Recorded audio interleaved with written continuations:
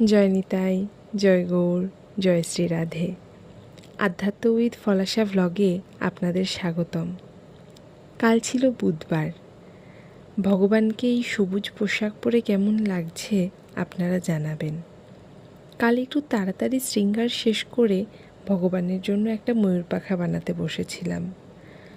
আমার গুরুদেব বলেন, ভগবানের সেবার সুযোগ সহজে পাওয়া যায় না, কিন্তু সুযোগ পেলে নিজের সবটুকু দিয়ে সেই সেবা করা উচিত। আর এতেই মানব জন্মের সার্থকতা। এরপর মধ্যাহ্নভোগের আয়োজন শুরু করলাম। ডাল, দই ভেন্ডি, আলু পটলের রসা, পাঁপড় ভাজা।